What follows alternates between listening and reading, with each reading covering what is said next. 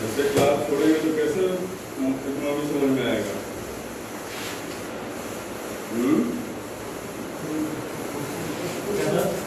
ऐसे क्लास छोड़ेंगे कैसे आएगा समझ में इकोनॉमी?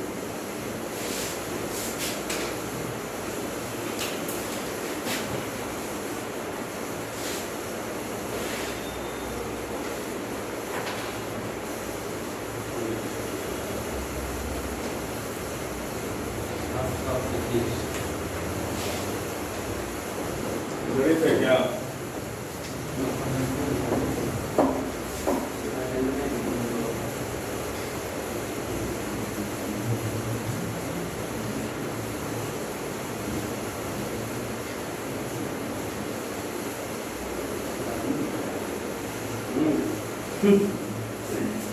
मैं पत्थर का बनाऊं? मैं पत्थर का बनाऊं क्या? एम किसको बोलते थे हम लोग? मॉनेटरी पॉलिसी, मौद्रिक नीति को हम लोग क्या बोलते थे? एमपी।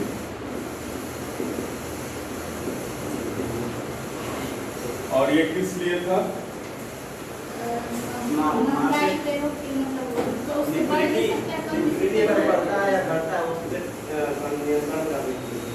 तरलता को समायोजित करने के लिए।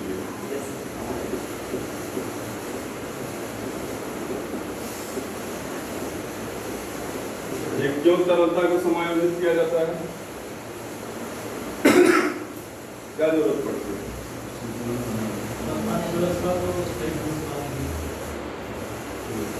ये तो एक ठीक है। कल क्या बताया?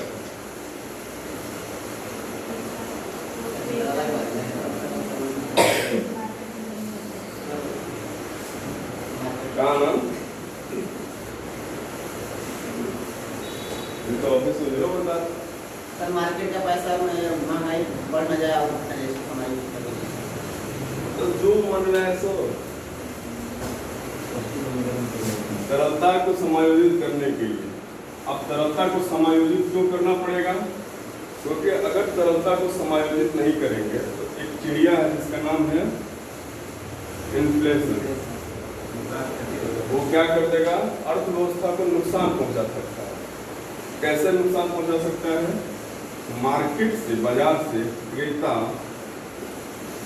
और विक्रेता क्या हो सकते हैं? बाहर हो सकते हैं।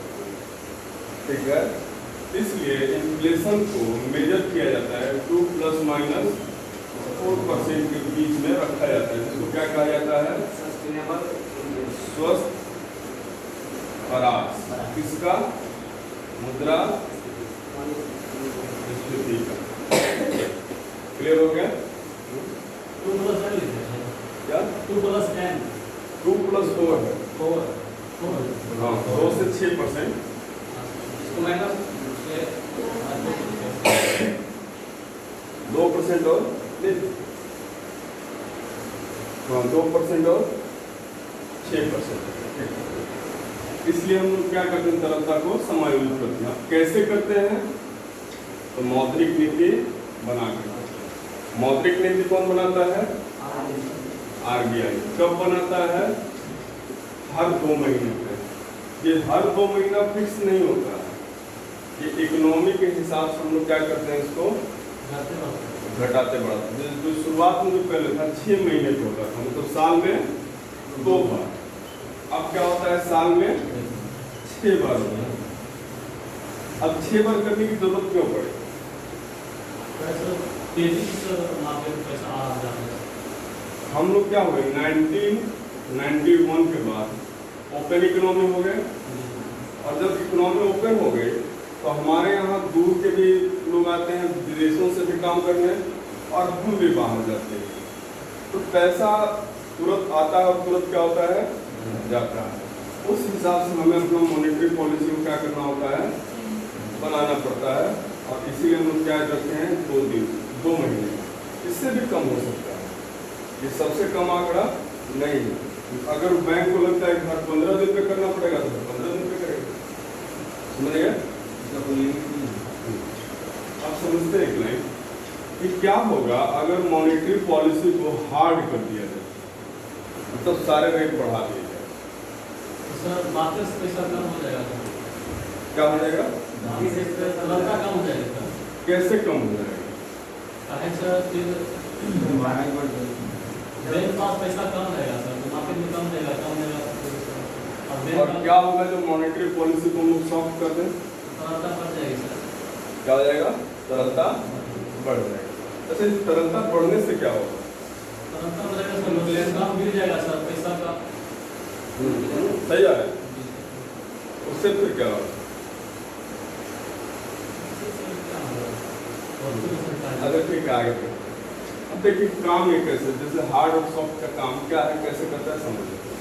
तो मान लीजिए कि 100 रुपया है और इसको हमने अपने सेविंग अकाउंट में डाला, तो बैंक कितना परसेंट उसको इंटरेस्ट देगा? 5%। और बैंक ये इंटरेस्ट कमाएगा कहाँ से? इसी को ये 100 रुपया कर्ज दे देगा। क्लियर हो गया? मान लीजिए इसको 6% पे कर्ज दे देगा। ये होगी आदर्श व्यवस्था। इसको क्या बोलते हैं? Ideal condition. अब देखो, मान लीजिए इसमें एक रूल लगा दिया RBI कि आपके पास जो 100 रुपये जमा हो रहा है उसको आपको रिजर्व रखना है। क्या रखना है? रिजर्व रखना है। जितना परसेंट में डिसाइड करूंगा उतना, मान लीजिए X%, ठीक है। अब बैंक बोला कि क्यों रखना होगा? बोले कि अगर किसी दिन आप भाग गए तो, या कोई अनहोनी हो गई तो, अब मान लेते हैं कि CRR का परसेंट है 5%। कितना परसेंट है? 5%। अब बैंक के पास बिजनेस करने के लिए कितना रुपया बचा? 95 रुपया बचा। जमा कितना हुआ था? 100। अब इस 95 पे इसको कर्ज देना है 95 को, और जिसपे कितना कमाना है इसे कि 5% एक किसको दे दे? जो पैसा जमा किया। तो किस कंडीशन में बताइए कर्ज महंगा होगा? किस कंडीशन में कर्ज महंगा होगा? कंडीशन फर्स्ट में, कंडीशन सेकेंड में? कंडीशन सेकेंड में कर्ज महंगा होगा ऑटोमेटिकली। बताइए बात बताइए। नहीं, कहाँ दिक्कत है? कहाँ समझ नहीं आया? CRR क्या लिखा है? CRR को छोड़ दीजिए। मान लीजिए कि हम बैंक को पैसा दिए और बैंक से बोले कि 100 रुपये आपको दिए लेकिन कर्ज आप 95 रुपये ही देंगे, और जो पैसा आपको 100 रुपये दिया है उसको 5% आप महीने महीने देंगे। तो कर्ज जो बैंक देगा दूसरे को, इसी से तो बैंक कमाता है। तो कौन सा कर्ज का पैटर्न महंगा होगा? क्यों महंगा होगा? क्योंकि पहले इसके पास 100 रुपया था, तो इंटरेस्ट रेट क्या रखेगा? सस्ता रखेगा, 6%, काम हो जाएगा। सीधा सीधे इसको 1% का फायदा हो रहा है। लेकिन अब क्या है इसके पास? अब 95 का 6% मान लीजिए रखेगा, तो कितना होगा 95 का 6%?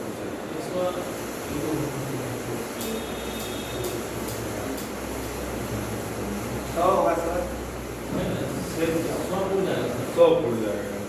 अब बताइए, जो पहले क्या हो रहा था, बैंक को 110 रुपया मिल रहा था, अब बैंक को कितना मिल रहा है? 100। तो 100 को जमा ही किए थे, तो बैंक को कुछ फायदा हुआ?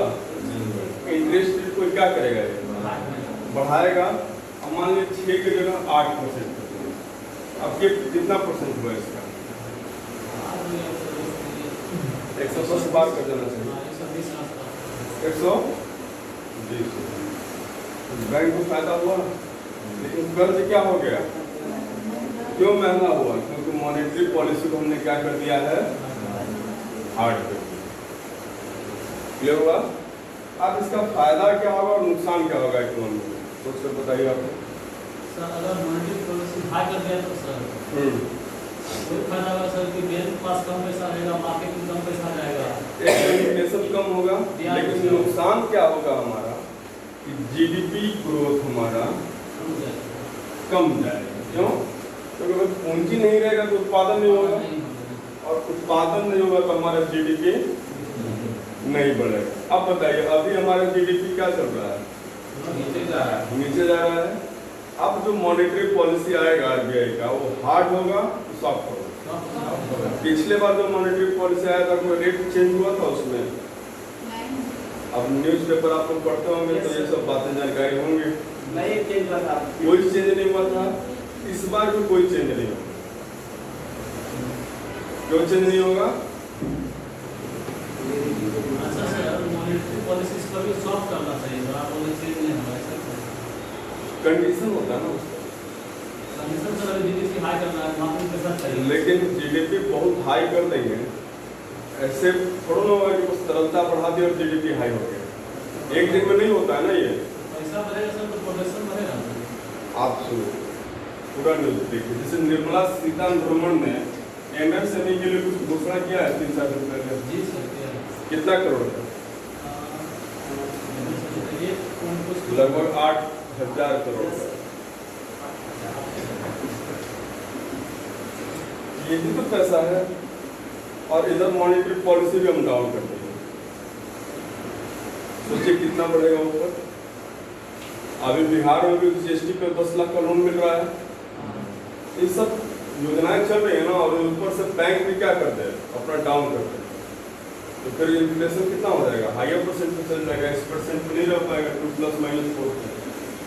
तो जब 2+-4 पे नहीं रह पाएगा, मान लीजिए इन्फ्लेशन रेट 7% हो गया, तो कल हमने समझाया था कि जब सामान महंगा होगा तो बाजार से कौन गायब हो जाएगा? क्रेता। भाई जब सामान खरीदने वाला ही नहीं है तो किसके लिए आप सामान बनाओ?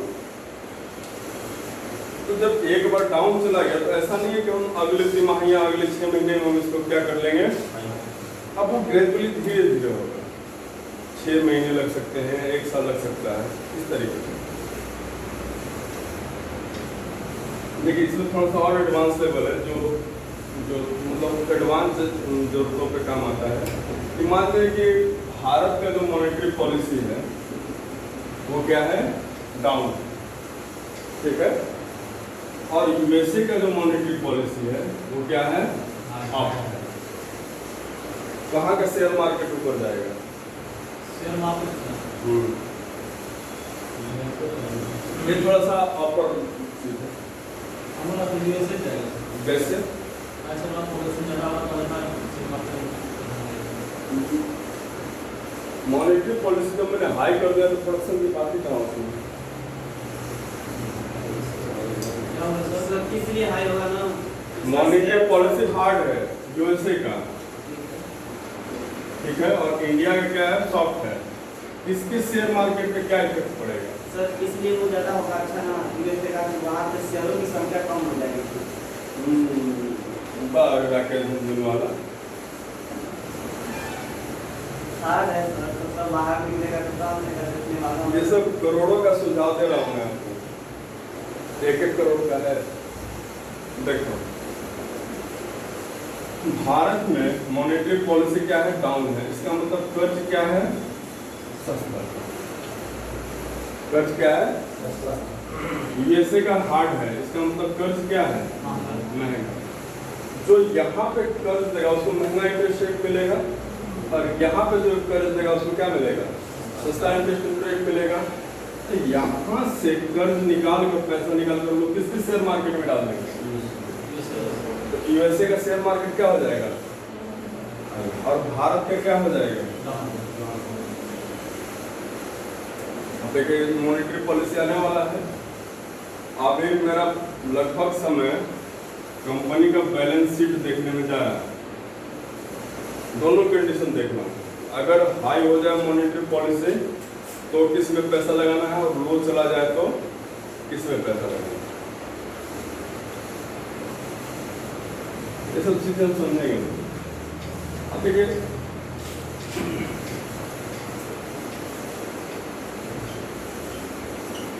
अब इसमें भी गवर्नमेंट 2 तरीके लगाती है आरबीआई। एक है मात्रात्मक उपाय,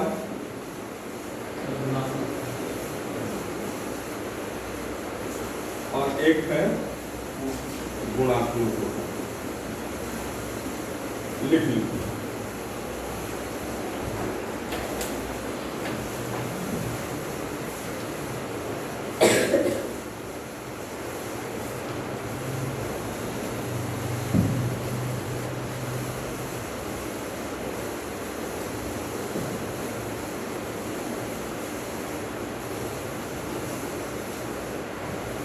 बोलो।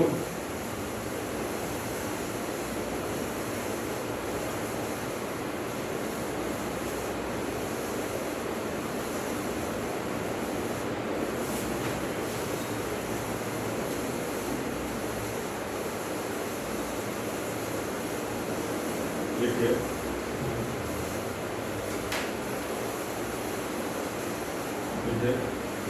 आरबीआई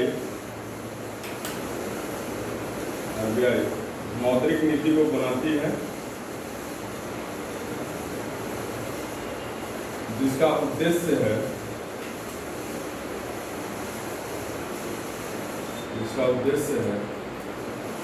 मुद्रा स्फीति पर नियंत्रण स्थापित है।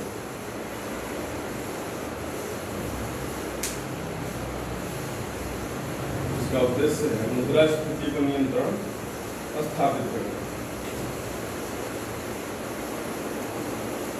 साथ ही साथ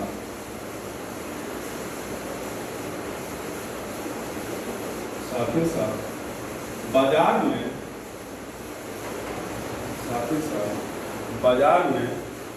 पर्याप्त मात्रा में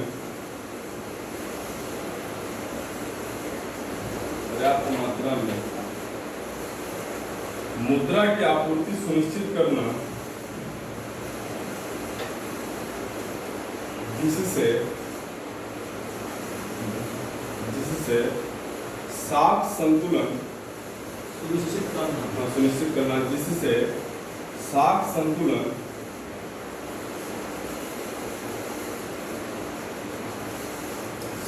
में रहे।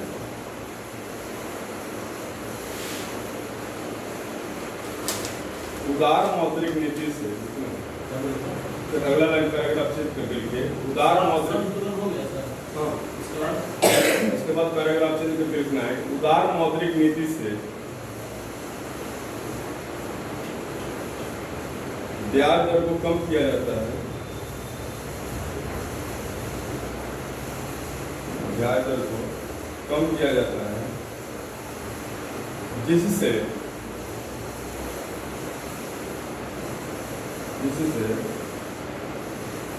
साख का विस्तार होता है।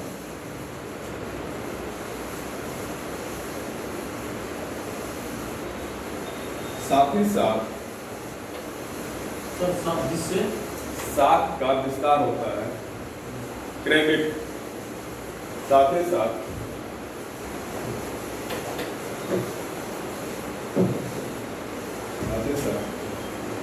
सब मुद्रा मौद्रिक नीति से सख्त मौद्रिक नीति से ब्याज दर को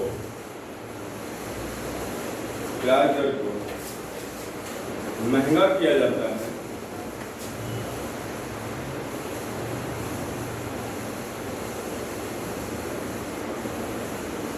जिससे महंगाई पर नियंत्रण करने में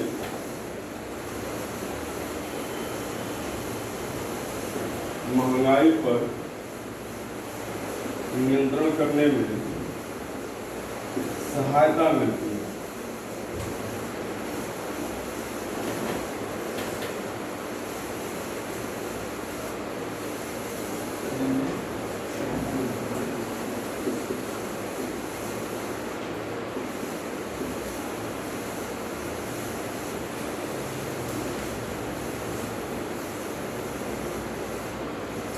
महंगाई को नियंत्रित करने में क्या मिलती है? फायदा मिलती है। मात्रात्मक उपाय में CRR, SLR, repo rate, reverse repo rate, term repo rate और बैंक रेट, इसको क्या कर लीजिए नीचे लिख दीजिए और एक को एक्सप्लेन कर लीजिए।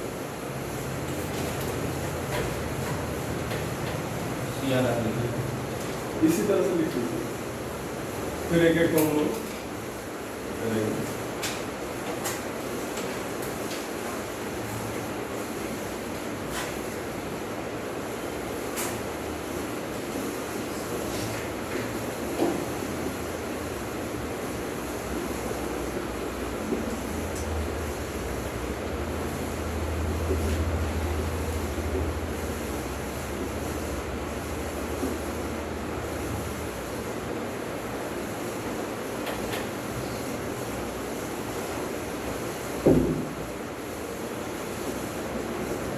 मात्रात्मक उपाय में CRR, SLR, repo rate, reverse repo rate, term repo rate और बैंक रेट।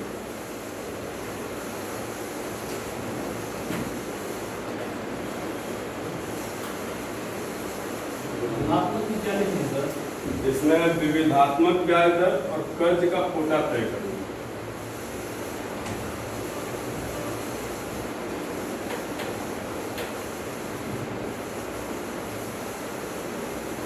देखिए, ये मात्रात्मक जो उपाय होता है यह कर्ज की मात्रा को दिखाता है, या यूं कहें तो तरलता की मात्रा को ये दिखाता है। जबकि जो गुणात्मक उपाय है वह किसको दिखाता है? कर्ज की दिशा को, कर्ज की दिशा को, या यूं कहें तो तरलता की दिशा को।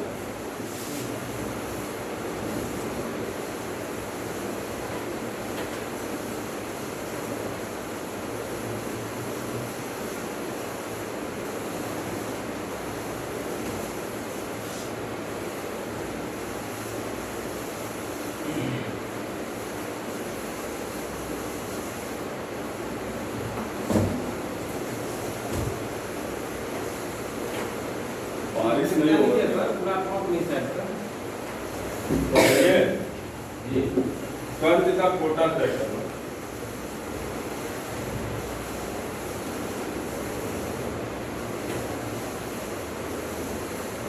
आनंद, बारिश होगा कि नहीं? कल बस होगा। पक्का करवाइए, नहीं तो जान निकल जाएगा। हाँ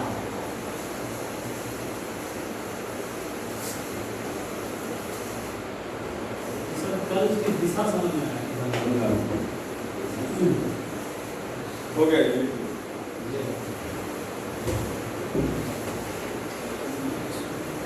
जैसे दो लोग हैं, एक अंबानी और दूसरा है मंगरू। मंगरू क्या है? किसान है। और अंबानी क्या है? अपनी पत्नी के पति के साथ साथ उद्योगपति भी है। तो अब बताइए कि बैंक SBI को मान लेते हैं, ये कर्ज आसानी से किसको दे देगा? क्यों? जोखिम कम है। और कर्ज की जरूरत दोनों को है कि बस एक को है? भाई अभी देखिए, सूखा पड़ने वाला है और धान की रोपनी करना है। अब इसके पास पैसा ही नहीं डीजल खरीदने का, कर्ज ही लेगा और बैंक इसको कर्ज दे नहीं रहा, तो उससे ये खेती कर पाएगा? तो फिर हमारा अर्थव्यवस्था ठीक तरीके से चल पाएगा? नहीं चलेगा। इसी समस्या से निपटने के लिए गुणात्मक उपाय का प्रयोग किया जाए। ऐसे क्षेत्र जहां पे कर्ज का प्रवाह आसानी से नहीं होता है, वहां क्या कर दीजिए? कर्ज का कोटा तय कर दीजिए। इतना % कर्ज आपको किधर देना है? इन सब क्षेत्रों में देना है। और विविधात्मक ब्याज दर मतलब अब जो KCC है उस पर कितना % कर्ज लगता है? 3% लगता है सर। लेकिन जब आप जनरल लोन लेने जाए तो कितना % है? 10%, 12% टैक्स लगेगा, रेट लगेगा। तो इसमें क्या है? ब्याज दर भी संशोधित होता है और कर्ज का कोटा भी संशोधित होता है। अब दूसरा समझते हैं तरलता की दिशा। अब मॉनेटरी पॉलिसी तरलता बढ़ी, लेकिन तरलता जाए किस दिशा में? किस सेक्टर में जाए? फर्स्ट में जाए, सेकेंड में जाए, थर्ड में जाए? तो सेकेंड और थर्ड में तो आसानी से चला जाएगा, लेकिन फर्स्ट में बैंक नामकुर करेंगे। दिशा को किया जाता है कि इतना % आप क्या करेंगे? कर्ज देंगे। क्लियर हो गया? मात्रात्मक उपाय, गुणात्मक उपाय।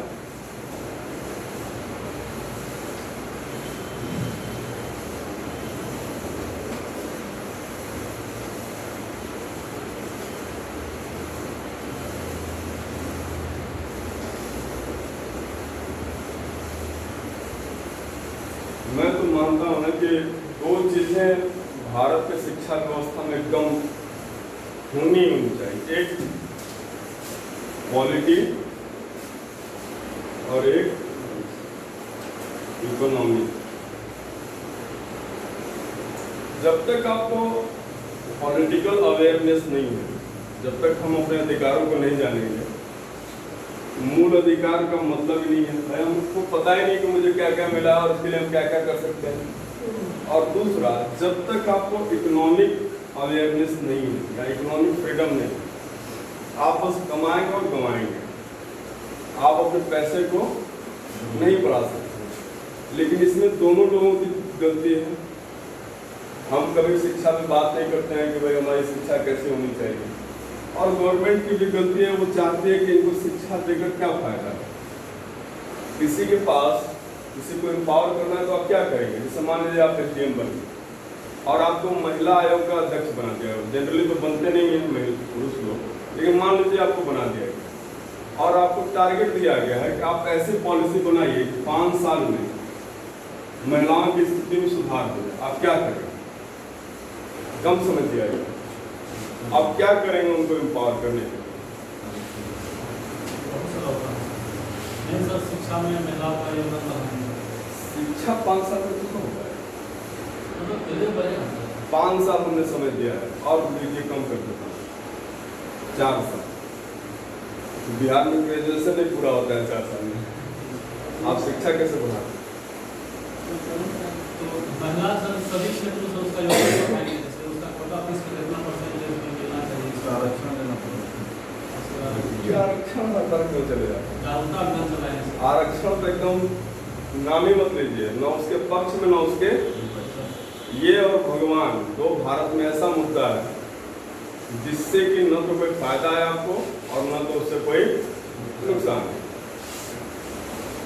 बताइए क्या करेंगे?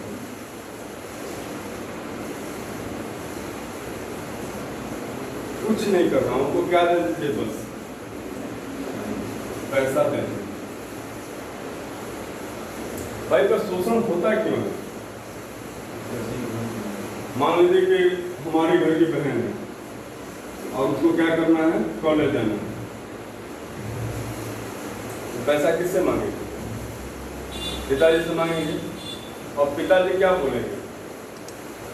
जाओ भाई के साथ चले जाओ, कॉलेज छोड़ देगा तुमको।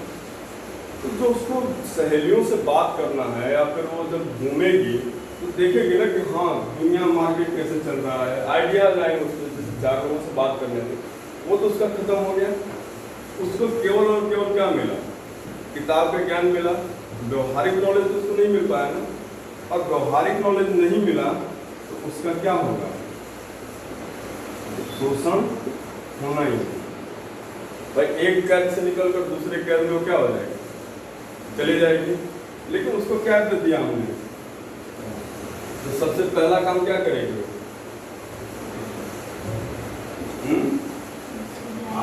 महिलाएं बताएं। सबसे पहला काम जो है उनका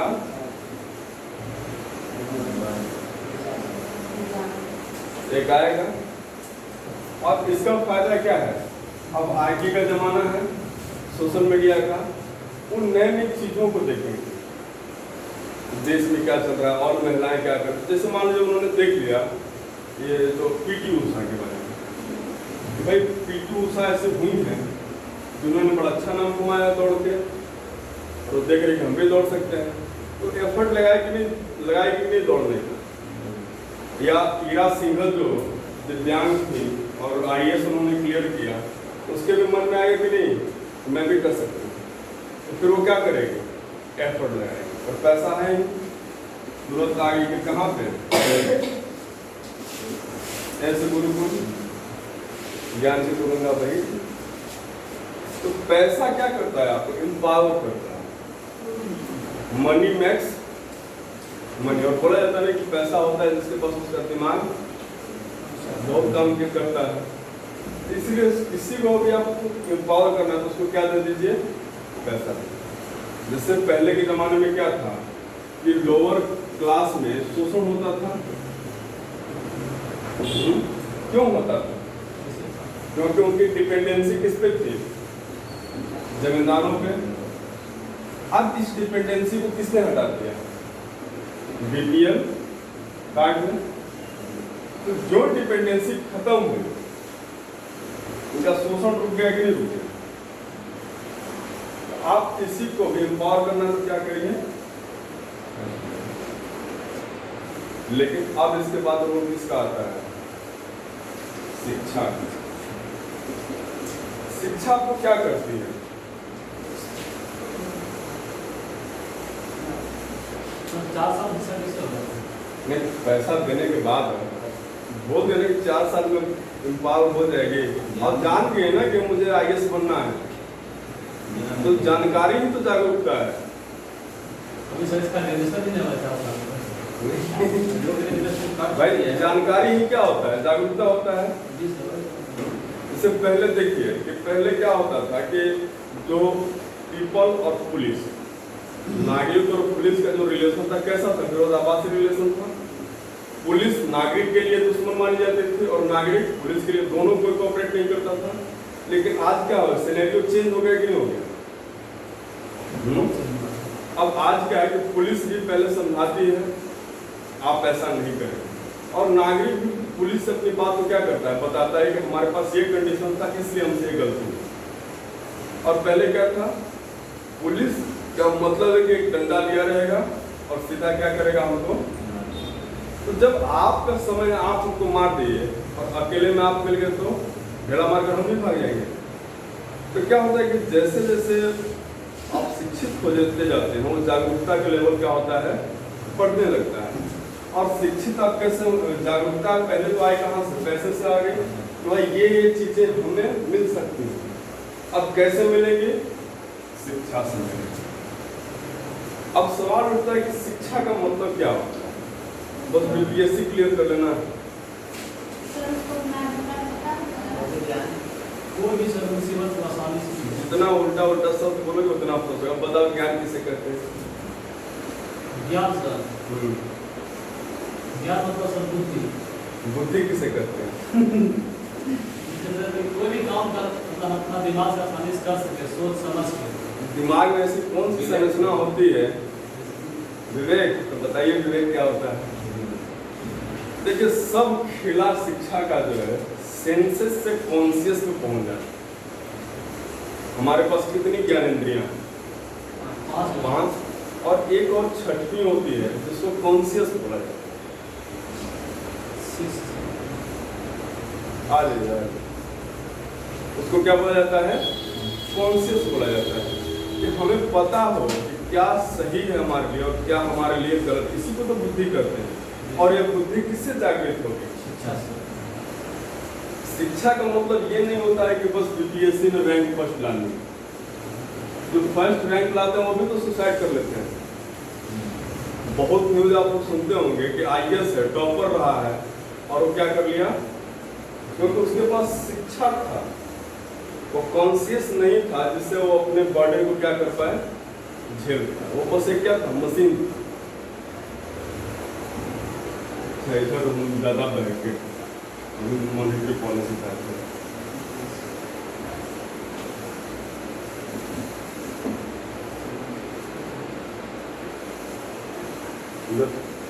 पहला बार पूछते कि आईएएस हो जाएगा, नहीं हुआ, तो बड़ी कम दिनों के लिए हम उदास थे।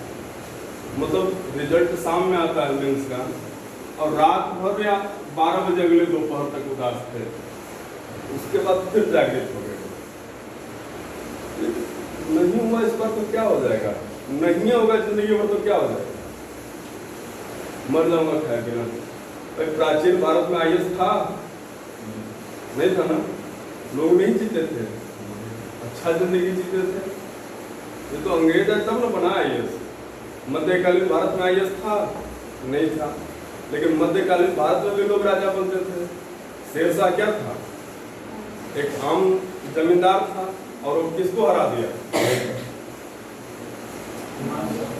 और हुमायूं कौन था? जो आने वाले भारत का क्या बनने वाला है। तो ये एरिस्टोक्रेसी जो है वो बस आपको पद मिलने से नहीं आता है। जो राजशाही होता है, तो बिहार के लोग आईएएस बनना चाहता है, क्यों पसंद करते हैं? पावर नहीं सर। इसमें सामंतवाद झलकता है। जब हूँ बजा कर चलेंगे बत्ती, जितने लोग होंगे क्या करेंगे, और यही चीज हमें क्या लगती है, तो हमारे अंदर वो क्या है, सामंतवादी तत्व तो कहीं ना कहीं रहता है कि नहीं हम क्या बन जाए।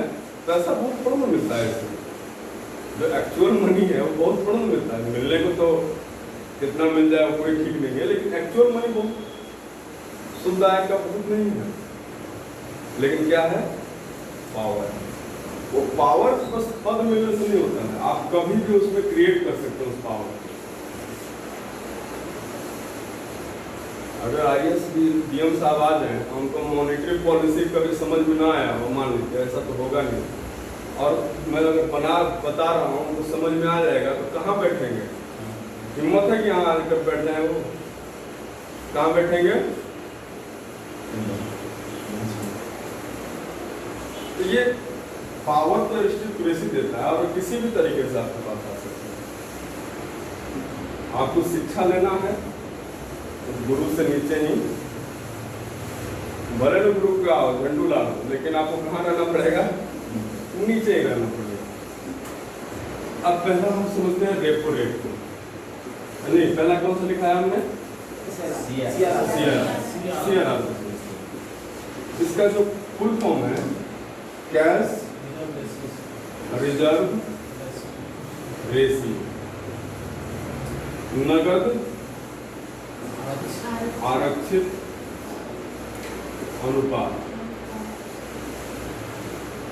मतलब कि वह अनुपात जो क्या किया गया हो, नगद का आरक्षित किया गया हो। क्यों? क्योंकि अगर बैंक के पास कोई घटना होती है तो जोखिम को क्या किया जा सके, कम किया जा सके।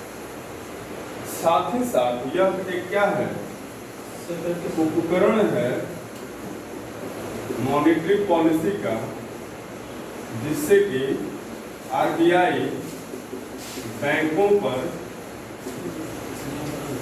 नियंत्रण स्थापित करती है।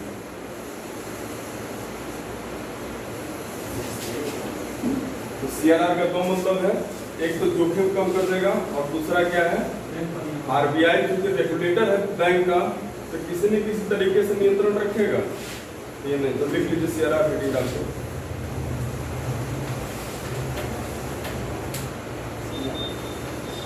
कम करना लिखना है नगद। पहले कैश रिजर्व रेशियो लिख लीजिए, इसके नीचे नगद आरक्षित अनुपात, इसके भी नीचे अब इसके नीचे हम बोल रहे हैं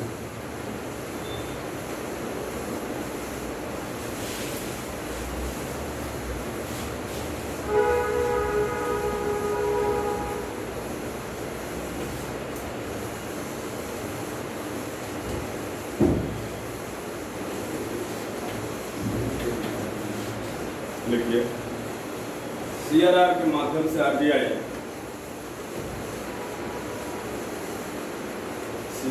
माध्यम से RBI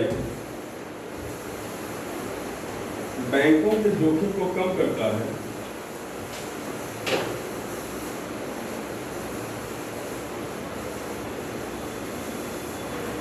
बैंकों के जोखिम को कम करता है, बैंकों के जोखिम को कम करता है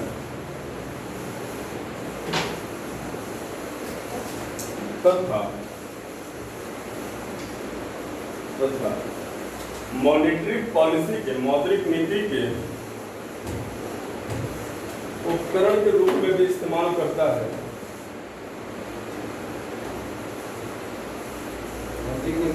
उपकरण के रूप में भी इस्तेमाल करता है,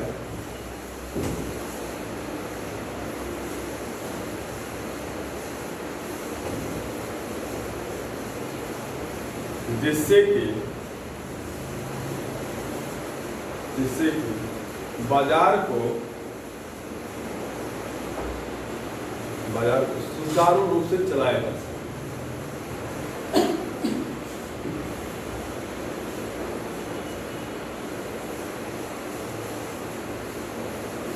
बाजार को सुचारू रूप से चलाया जा सके।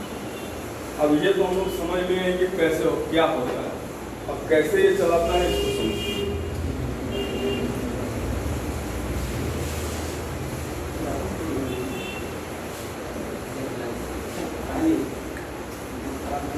क्या हुआ? आ जाना, बात नहीं कर,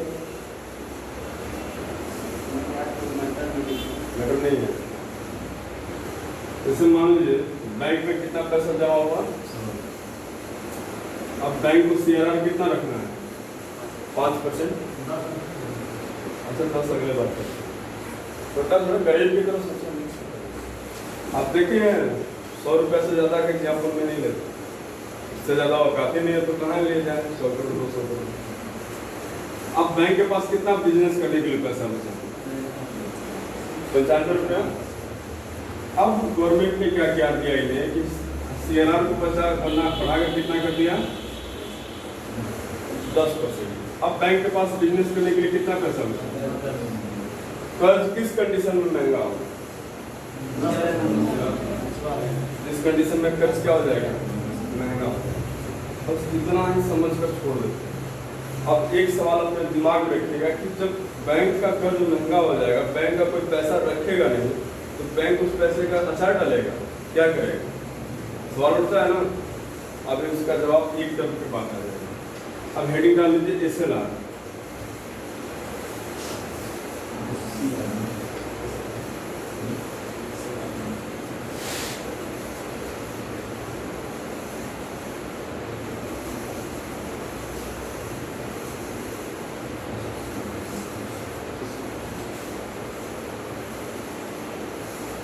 सैचुरेटरी लिक्विडिटी रेशियो, सांविधिक तरलता अनुपात। इसको क्या सब बोला? सैचुरेटरी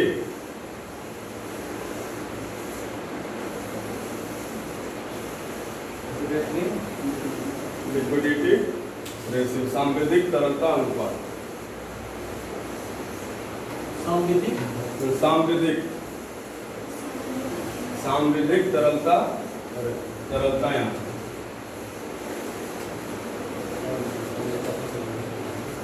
एक सेकंड छुआ के कुछ पानी पी।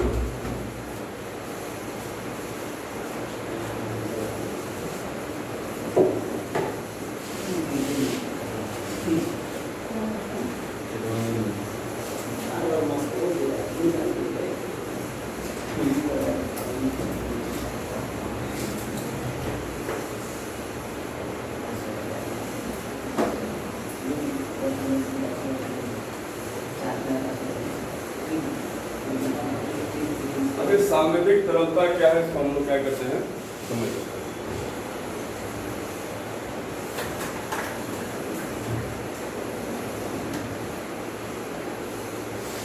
देखिए, चाहे मंगरू हो लाल, या फिर मोदी हो, या फिर अंबानी हो, मोदी से मतलब इंडियन गवर्नमेंट, सबको कर्ज की जरूरत पड़ती है। सबको क्या पड़ती है? कर्ज की। और कोई किसी को भी पैसा यूं ही नहीं दे देता, कुछ उसका क्या होता है? क्रेडिट देखा जाता है, भरोसा देखा जाता है। अब मान लीजिए कि मोदी जी को क्या जरूरत पड़ गई? कर्ज की। और क्यों जरूरत पड़ी है? उत्तर प्रदेश में चुनाव, हेलीकॉप्टर उड़ेगा।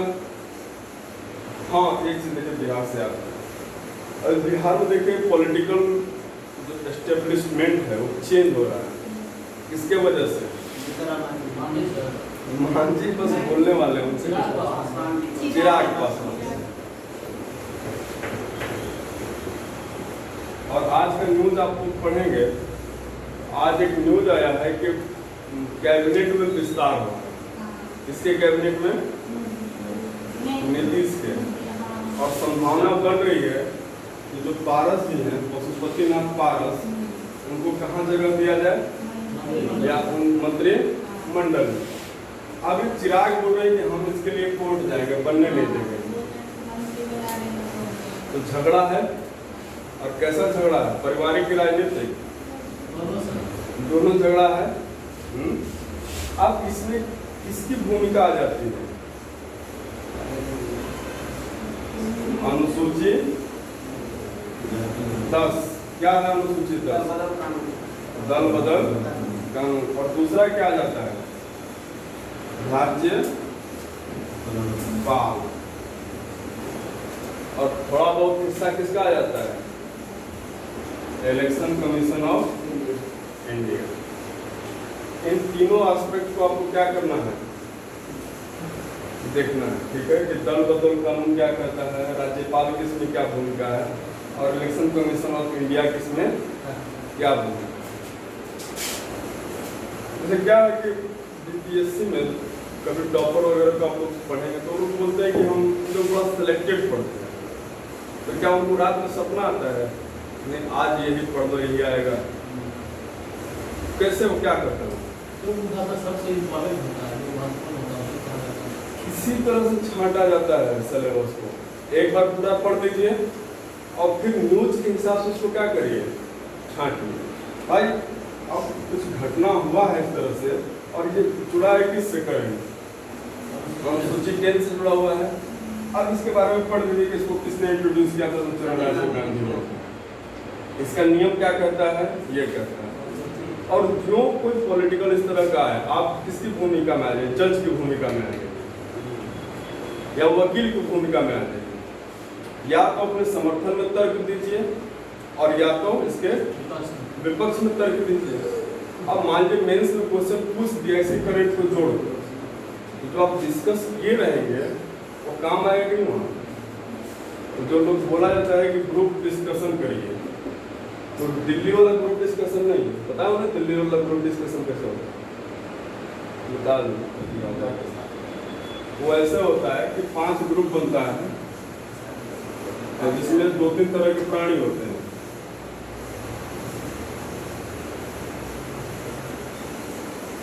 और जिसका जो सेंट्रल पॉइंट होता है वो इस तरह का प्राणी होता है।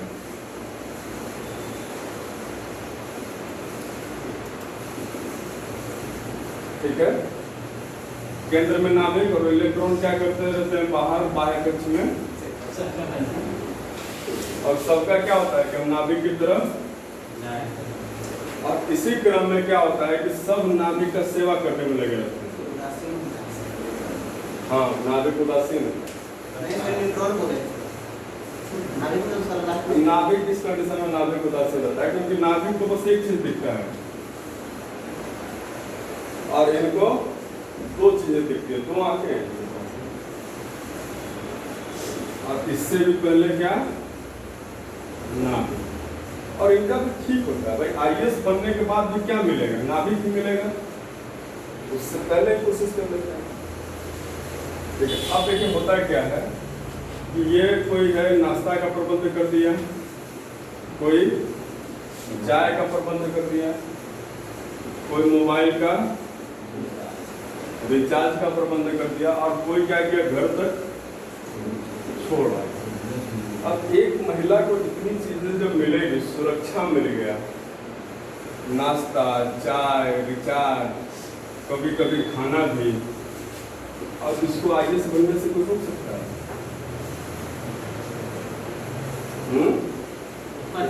तो भी रहेगी ना, क्या डिस्टर्ब रहेगी ना। सबसे अच्छा मैनेजमेंट इस दुनिया में किसी को भगवान ने दिया है, तो उसका नाम क्या है?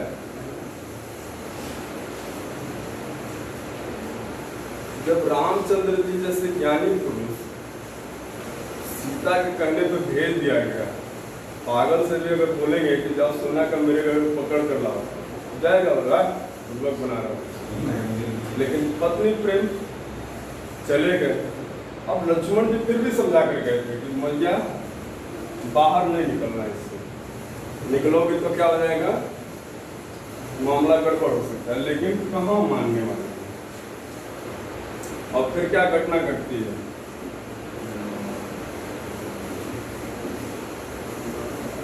तो इनके पास बहुत मैनेजमेंट पावर होता है। स्त्रियों के पास एक चीज बड़ी अच्छी है ना, पता नहीं यहाँ पर कौन सा टंकी लगा रहता है कि जब मन तब बस खोल दे और टपाटप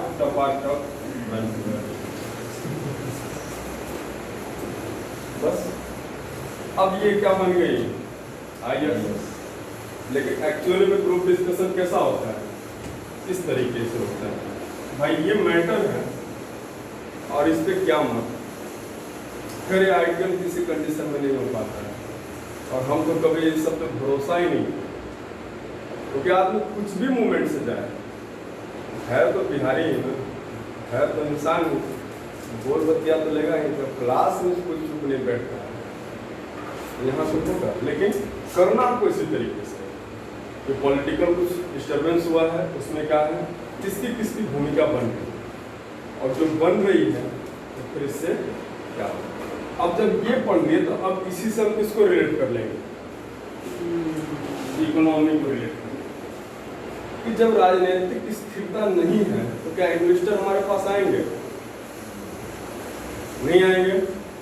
तो जब इन्वेस्टर नहीं आएंगे तो एम्प्लॉयमेंट की दर क्या हो जाएगी, घटेगी बढ़ेगी, घट जाएगी रोजगार की दर, और जब रोजगार की दर घटेगी तो गरीबी बढ़ेगी कि कम होगी, बढ़ेगी। तो जब गरीब बढ़ेंगे तो समाज क्या हो जाएगा, असंतुलित, तो चोरी डकैती मामले बढ़ सकते हैं कि नहीं बढ़ सकते, और जब चोरी और डकैती के मामले बढ़ेंगे तो पुलिस का भूमिका क्या हो गया, बढ़ जाएगा। आज का पेपर मैंने देखा है, पुलिस के बारे में आया हुआ है, और बिहार के लिए बड़ा खराब न्यूज। जो सिटीजन पोर्टल है और जो कंप्यूटराइज किया गया है थानों को, जो CCTN पोर्टल्स है, बस बिहार में 55%, और जिसमें से 2% कर्मियों को बस प्रशिक्षण दिया गया है कंप्यूटर का। सोचिए इतने बड़े राज्य में जहाँ इतना जनसंख्या घनत्व हो, ये आंकड़ा अगर आ रहा है तो क्या सही आंकड़ा है हमारे? अगर जहाँ क्राइम साइबर क्राइम हो रहा हो और हमारी पुलिस वही धक्का मार कमांडर से चल रही है, कहाँ से हम प्रोटेक्ट कर पाएंगे? ये सब क्या है? इसी तरह से समस्याओं को जोड़ा जाता है और फिर बस समस्या गिना नहीं दिया जाता है, उसका क्या बताया जाता है, प्रॉपर सोल्यूशन बताया जाता है। यही तो आंसर राइटिंग है। अगर पूछ दिया कि ये मेंस में यही क्वेश्चन मान लीजिए पूछ दिया, अब इसको क्या बस इतना ही लिखकर छोड़ देंगे आप? इतना तो सब लिखेगा। आपको 2 कदम इसके सोशल एस्पेक्ट दिखाना होगा, इसके पर्यावरणीय नुकसान को भी अगर दिखा सकते हैं तो दिखा दीजिए, इससे जुड़ा हुआ, ठीक है। इसके सामाजिक क्या आर्थिक नुकसान अगर जो है वो दिखा दीजिए, इसका अपने GDP पे जो SGDP होती है, स्टेट GDP, उस पर क्या नुकसान होगा उसको दिखा दीजिए। अब फिर बिहार के साथ एक और तो मुद्दा जुड़ा हुआ है, पलायन का,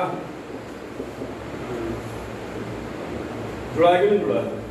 इससे भी तो ये जुड़ सकता है कि जब यहाँ रोजगार कम जाएगा तो लोगों का क्या होगा, पलायन होगा। तो सारी चीजें क्या हो जाएगी एक दूसरे से। अच्छा सर, पार्टी कमान किसको मिलेगा सर? इलेक्शन कमीशन किसका साथ देगी? साथ तो सच्चाई का देना चाहिए। सच्चाई दोनों वाला सच्चे हैं सर। अब देखिए, जो दल बदल कानून है उसको अगर आप पढ़े होंगे तो पशुपतिनाथ पारस तो कभी गलत नहीं है, क्योंकि एक ही दिन के सांसद जीते हुए रह गए हैं, समझिए। कल आप लोग पढ़ कर आइए तो कल हम समझा देंगे इसको, क्योंकि जो मैं समझाऊंगा तो जो लोग नहीं पढ़े होंगे उनको ऊपर बोलेगा। इसको पढ़ कर आइएगा तो मैं क्या करूँगा, इसको समझा। और इस सबसे जानते हैं क्या फायदा होता है, कॉन्सेप्ट बड़ा क्लियर हो जाता है। जो पढ़े हो क्या है, सिद्धांत है, और ये जो हो रहा है क्या है, प्रैक्टिकल हो रहा है, तो आपको ज्यादा अच्छे तरीके से समझ में आता है। सर जीत क्या होता है सर? जीत कौन सा जीत? सर जो महाराष्ट्र में लगा है, महाराष्ट्र में जीप लगा है सर इसमें 12 विधायक निलंबित कर दिया, व्हिप बोला जाता है ना उसको। लेकिन जीत दे रहा है, मतलब वो नहीं मिल रहा है। महाराष्ट्र में सर सांसद अपने विधायक को नहीं, न्यूज नहीं देखी, व्हिप बोला जाता है उसको। सस्पेंड किया। अब देखते हैं, हम तो न्यूज आपको बता रहे हैं क्या है, हम देखे नहीं।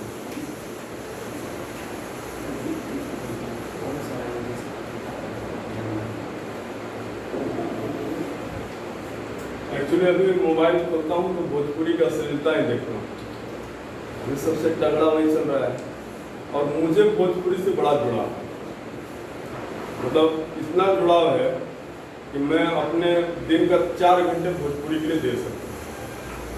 तो एक अच्छा मुहिम चल रहा है, इसमें थोड़ा सा मैं देखता हूँ कि लोगों का क्या है, तो इसलिए अभी न्यूज़ वगैरह जो झटके में आ गया वो आ गया, बाकी अब निकल जाएगा।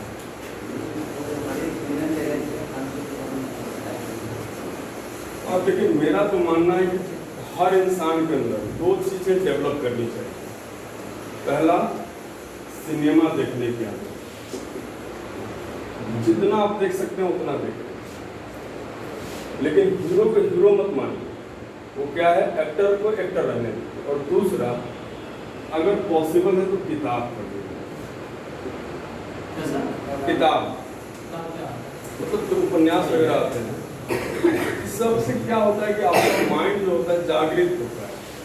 अब मान लीजिए कि प्रेम रोग आपने मूवी देखा, किसका है? अब इस मूवी को देखने से आपको भारत में विधवा की स्थिति का पता चलेगा कि नहीं चलेगा? या आप मूवी देख लिए 2 बीघा जमीन,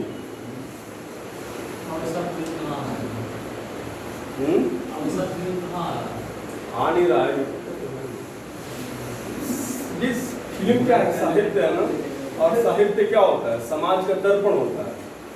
अब 2 बीघा जो जमीन है उसमें आपको दिखाया जाएगा कि जमींदार के क्या रोल था उस सोसाइटी में और काश्तकार के क्या रोल था। 2 चीजें देखिए, भले सिनेमा को लोग खराब मानते हैं, लेकिन मैं मानता हूँ कि सबको देखना चाहिए, एकदम कोई क्लासिफिकेशन नहीं।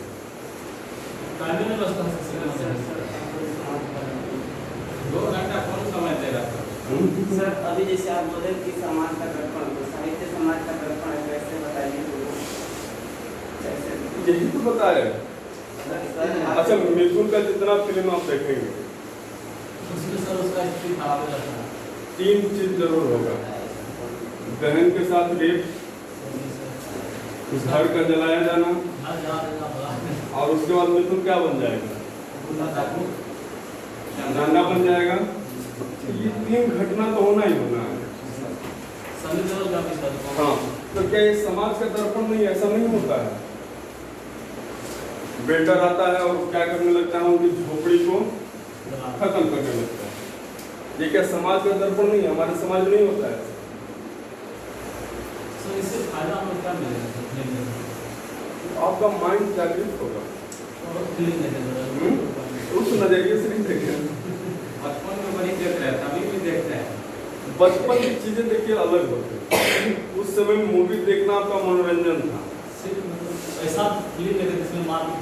हाँ, वो ढिसुम हमने क्या बोला कि सामंतवादी लोग, वो बचपन का क्या था, वो इंटरटेनमेंट होता था। लेकिन अब उसको क्या है, नजरिया चेंज करके देखें। जैसे जब आप इसको देखेंगे मुगले आजम को, हम तो सप्ताह में 1 बार उसको देख ही लेते हैं। वो सीन जो जब अकबर कहाँ जा रहा है, अकबर है कि कौन था उसमें?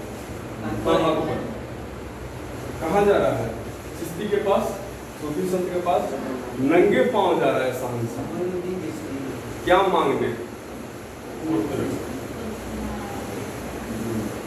और फिर दूसरा सीन देखिए, जब वो जोधाबाई के पास आता है और तलवार दिखाता है, बोलता है कि देखो इस शमशीर में तुम्हारे बेटे का लहू से रंगा नहीं है।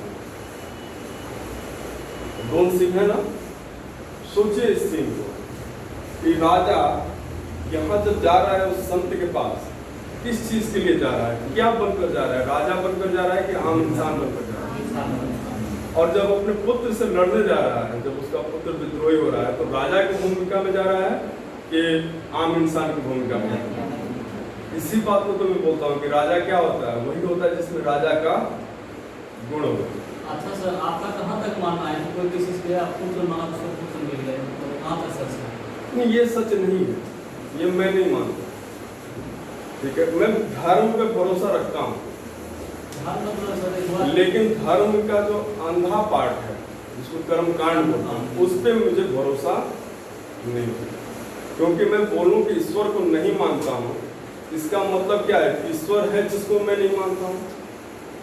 तो मैं तो प्रूव कर रहा हूँ ना कि ईश्वर है, मैं ही प्रूव कर रहा हूँ। मैं धर्म को मानता हूँ, मैं सब कुछ को मानता हूँ, लेकिन जो उसका बाह्य आडंबर है। सर जब ईश्वर है, धर्म है, सब अलग अलग क्यों है? अलग कहाँ है? सबको एक ही धर्म मानना चाहिए। अलग नहीं है। पढ़ना तो सबको बीपीएससी का सिलेबस है। किसी को मैं पढ़ा दूँ, किसी को मणिकांत सर पढ़ा दूँ। सभी धर्म सर दूसरे धर्म को नहीं मानते हैं, उसका विरोध करते हैं। ये बाह्य कर्म कांडों से होता है। जो धर्म है उसका दो पक्ष होता है, एक होता है आंतरिक पक्ष और एक होता है बाह्य पक्ष। आप किसी भी धर्म के आंतरिक पक्ष को देख लेंगे, समान होगा। प्रेम, भाईचारा, बंधुता, एकता। बाह्य आडंबर बदल जाता है। इसी में आ जाता है कि हम विष्णु को मानते हैं तो आप अल्लाह को मानते हैं। अब फिर इसी में अगर इस टोपी वाले को घुसा दिए तो क्या करेगा? अल्लाह खराब है, विष्णु ठीक है। और उधर वाला बोले विष्णु खराब है, अल्लाह। तो धर्म कोई खराब, जब धर्म खराब होता तो गांधी जी क्या बोलते इस बात को कि जो राजनीति है वो धर्म से जुड़ी होनी चाहिए। वो इस धर्म की बात नहीं कर रहे हैं, वो किसकी बात कर रहे हैं? भाई इस्लाम में दफनाया क्यों जाता है? और इस्लाम का उदय कहाँ से हुआ है? रेगिस्तान से। लकड़ी मिलेगा कि जलाएंगे वो लोग? बालू खाने और, लेकिन हमारे यहाँ जलाया क्यों जाता है? और खोदने में कितना समस्या, जला दिए, चलो भाई खत्म कर दिया। तो जो भूगोल होता है ना, उससे धर्म आपका जुड़ा रहता है, लेकिन न हम समझने को तैयार। इसी बात में तो मैंने क्या बोला है कि शिक्षा जरूरी है, आपको जागृत करनी है। जैसे एक बहुत बड़ा समस्या हमारे यहाँ क्या चल रहा है, सेना का। ये भारतीय आर्मी का बात नहीं कर रहा हूँ, जो तथाकथित आर्मी बन गए हैं, जैसे परशुराम सेना, भीम आर्मी। तो क्या जो भीम आर्मी के जो लोग हैं समझते हैं क्या भीम का आइडियोलॉजी? जो झंडा देखकर जय भीम पीछे बोलता रहता है, उससे पूछ दीजिए कि भीम का जन्म कब हुआ है, ये बता देगा। लेकिन भीम अंबेडकर का पूरा जीवनी आप पूछ दीजिए उसको, तो मुझे नहीं लग रहा है कि बता पाए। आइडियोलॉजी नहीं समझा, वो ये नहीं समझा है कि अंबेडकर किस कंडीशन में अंबेडकर बने। सोचिए कि अगर यहाँ पे इतने लोग पढ़ रहे हो, मैं किसी को बोल दूं कि बाहर चलो, और वो बंदा इतनी बेइज्जती सहने के बाद भी बाहर बैठकर पढ़ रहा है, क्योंकि वो जानता है कि जब तक हम शिक्षित नहीं होंगे तब तक हमारी हिस्सेदारी नहीं बनेगी। और आप क्या किए हैं? एक सेना बनाकर झंडा डुआ रहे। आप क्या करिए? शिक्षित करिए लोगों को, आप उनको पैसे से मजबूत करिए, फिर जरूरत ही नहीं पड़ेगी किसी के पास डिपेंडेंसी की। भाई कोई किसी का वोट क्यों खरीद लेते हैं 1000 रुपए में? पैसा नहीं, चलो भाई वोट का क्या वैल्यू है हमारा? जाएंगे बस छाप कर चलाना, 5 मिनट का काम है, 1000 रुपये मिल जाएंगे। लेकिन जब इसके पास पैसा रहेगा तो बोले ना ना ना, आप ये क्या है हमारे लिए, पहले ये बताइए तब वोट देंगे आप। कहाँ थे इतना दिन? देखिए पॉलिटिकल सिनेरियो, इस बार का वीडियो आप जितना देखे होंगे, लोग डंडा लेकर दौड़ा लेते थे। भाई इतना दिन कहाँ थे आप? तो जो इम्पावर होगा सब कुछ क्या हो जाता है, बदल जाता है। जैसे हरियाणा में क्या था, लड़कियों का कामी तमाम कर देते थे। स्थिति ये हो गया कि वहाँ पे बगैर शादी किए हुए युवक बहुत ज़्यादा मिलेंगे आपको।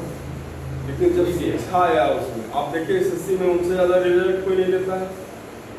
जब शिक्षा आया, लोग इम्पावर हुए, तो क्या हुआ? आप रेशियो बढ़ने लगा, सेक्स रेशियो। शिक्षा बहुत जरूरी चीज़ है। अच्छा, इसका मतलब सभी लोग इस चीज़ पीछे भागता है, उसका नाम विलास था। मतलब ऐसा समझ आ रहा है, पैसा रहेगा, ये देखिए, ये तभी तक ऐसा आदमी सोचता है ना जब तक पैसा नहीं आता। जिस दिन पैसा आ जाता है, आप किसी पैसा वाले को हमेशा कंजूस देखे होंगे। लोग बोलता है कितना पैसा फिर भी देखो कितना कंजूस है, क्योंकि वो वैल्यू समझ गया है पैसे का। तो जो हमारे पास चीज आ जाती है हम वैल्यू समझ जाते हैं ना उसका, उसी तरह वो समझ गया है कि तुम्हारे ऊपर 100 रुपया खर्च कर दूंगा क्या मिलेगा मुझे, लेकिन इसको मैं कहीं इन्वेस्ट कर दूंगा तो 100 का 100 ठीक है कि गलत है, इस पर हमें नहीं जाते, लेकिन ऐसा वो क्या करते हैं, सोचते हैं कि खर्च करना चाहिए, इसमें कोई बुरी बात नहीं है, लेकिन ऐसा होता है उनका ठीक है।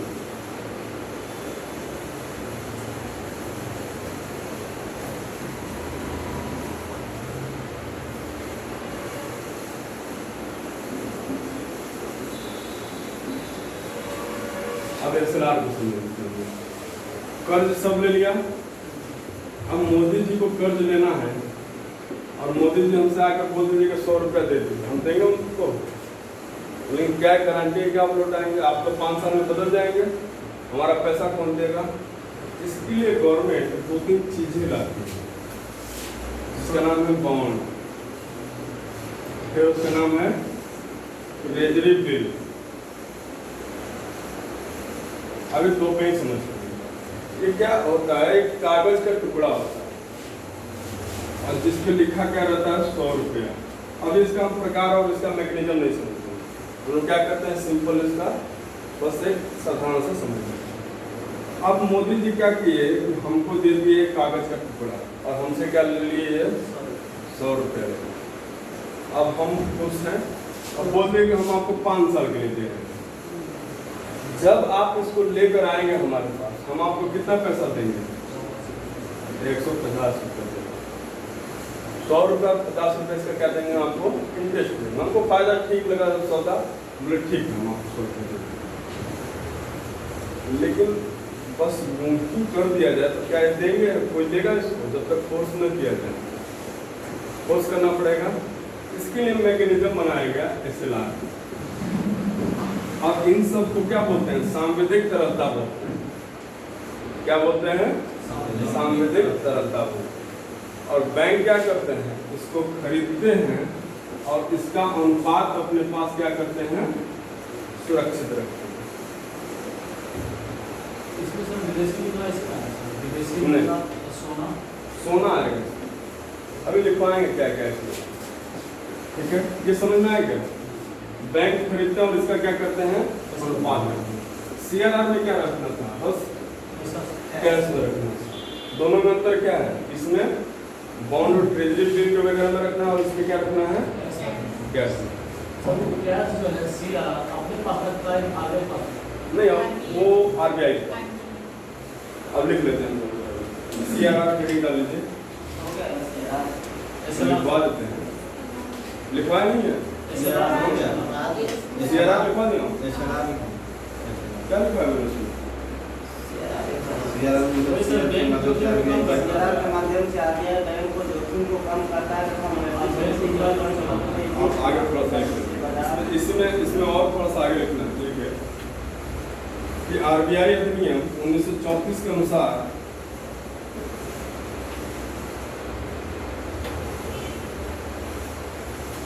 आरबीआई अधिनियम 1934 के अनुसार सीआरआर वह अनुपात है, सीआरआर वह अनुपात है जो किसी बैंक को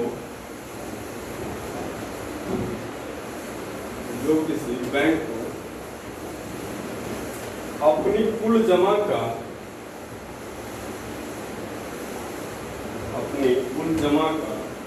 एक निश्चित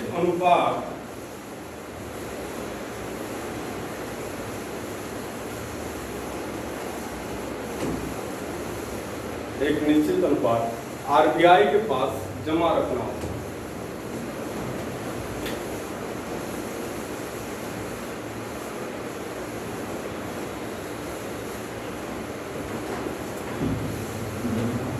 जमा रखना। अब इसका जो रेट है, जो करेंट रेट है सीआरआर का, उसको मैं नहीं लिखवाता। क्या होता है हर बार, क्या होता है, और वो सब क्या करेगा, आप आरबीआई की वेबसाइट पे जाएंगे, सारा रेट वहाँ पे लिखा है। अब हाइकला नोट लिख लीजिए, वर्तमान में इसी सर ऐसे वर्तमान में इसका दर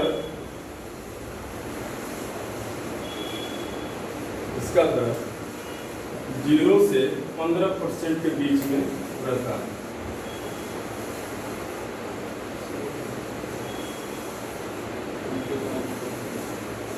जीरो से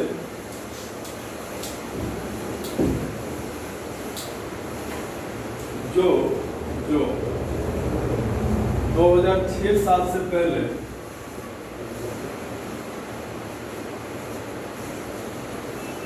2006-7 से पहले 3 से 15% के बीच में होता है। 3 से 15% के बीच में होता है।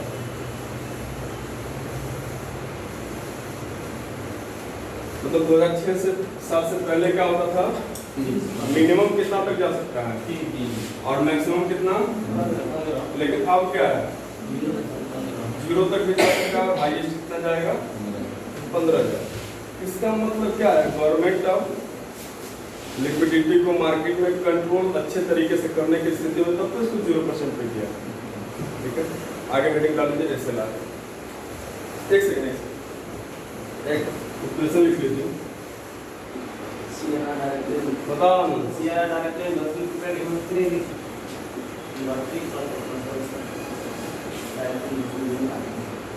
क्या लिखे थे? CRR क्रेडिट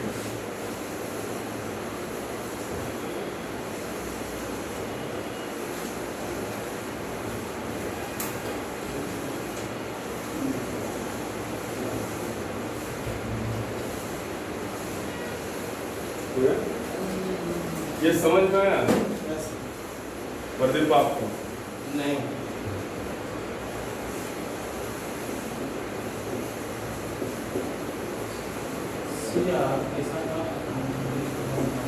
भाई CRR को बढ़ाएंगे तो क्रेडिट मतलब कर्ज कम होगा, कम जाएगा, इंटरेस्ट रेट बढ़ जाएगा। नहीं समझे? बटा लिखा है यहाँ पे क्रेडिट ऊपर क्या लिखे 1 ना? हाँ 1 क्रेडिट। तो क्या है? CRR बढ़ेगा तो क्रेडिट क्या हो जाएगा? कम। और CRR घटेगा तो क्रेडिट क्या हो जाएगा? भाई CRR बढ़ाया हमने तो मॉनेटरी पॉलिसी में क्या किया? हार्ड किया ना। और जब घटाया तो क्या किया? सॉफ्ट किया। तो हार्ड में क्या होता है? Interest rate. और सॉफ्ट में क्या हो जाता है? Interest rate. अब हेडिंग डाल लीजिए ऐसे ना।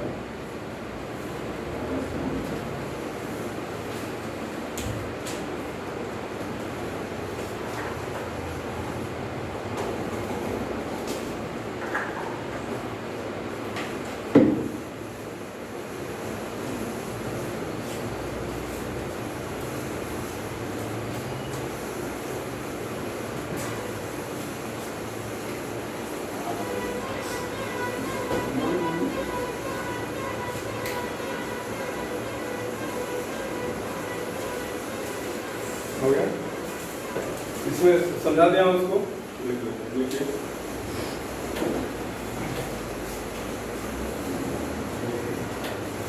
वह अनुपात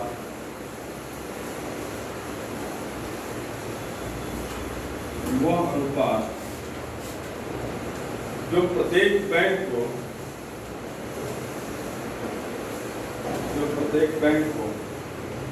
अपने पास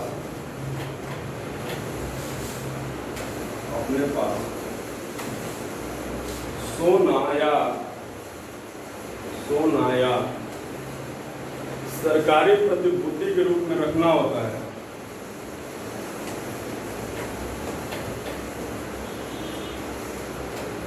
सरकारी प्रतिभूति के रूप में रखना होता है।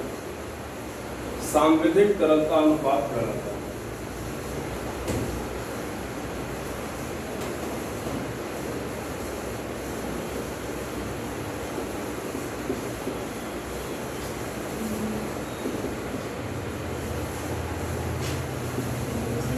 क्या कहलाता है?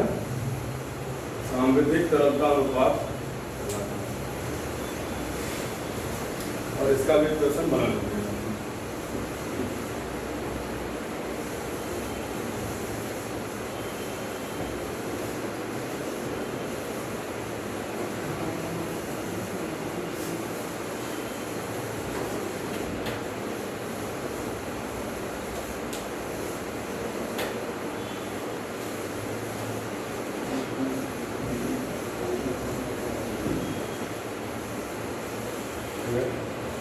अब अगला रेट क्या है? रेपो रेट हमारा है जिसको आरआर बोलते हैं, और इसको क्या करते हैं हम लोग कल के लिए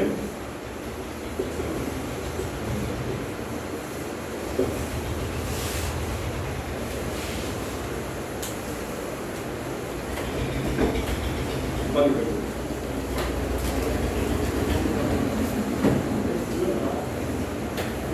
हम किसे अगर